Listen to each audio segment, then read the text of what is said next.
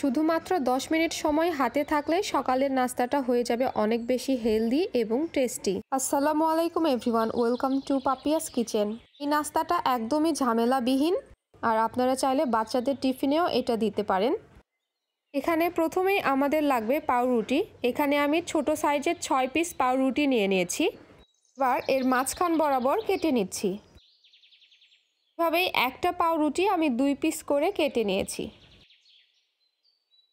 এরপর বাটিতে নিয়ে নিয়েছি একটা ডিম। এর মধ্যে দিয়ে দিচ্ছি 1/4 কাপ চিনি। এরপর দিয়ে দিচ্ছি 1/4 কাপ ঘন তরল দুধ।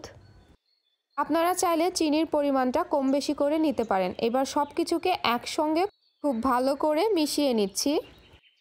একটু সময় নিয়ে মেশাতে হবে যাতে চিনি খুব ভালোভাবে মিশে যায়। ডিম ও দুধের মিশ্রণের মধ্যে আমি 2 পিস পাউরুটি দিয়ে দিচ্ছি। এবার পাউরুটির এপাশ ওপাশ এই মিশ্রণটার সঙ্গে খুব ভালোভাবে ভিজিয়ে নিব। ভালো করে ভেজানো হয়ে গেলে এবার পাউরুটির পিসগুলো তুলে সরাসরি হালকা গরম ফ্রাই প্যানের মধ্যে দিয়ে দিচ্ছি। চুলায় আগে থেকে ফ্রাই প্যানটা বসিয়ে রেখেছিলাম এবং 2 চা চামচ বাটার মেল্ট করে নিয়েছিলাম। একসঙ্গে আমি অনেকগুলোই ভেজে নিয়েছি।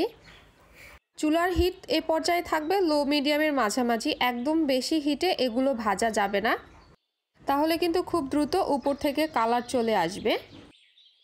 3 থেকে 4 মিনিটেই দেখবেন আপনার এগুলো ভাজা হয়ে যাবে। সবগুলো ভাজা হয়ে গেলে এক এক করে আমি এগুলো তুলে নিচ্ছি।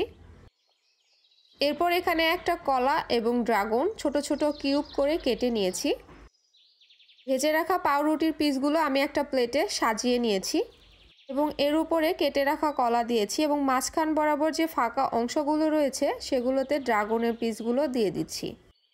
আমি আমার পছন্দ মতো ব্রেকফাস্ট প্লেটারটা সাজিয়ে নিয়েছি।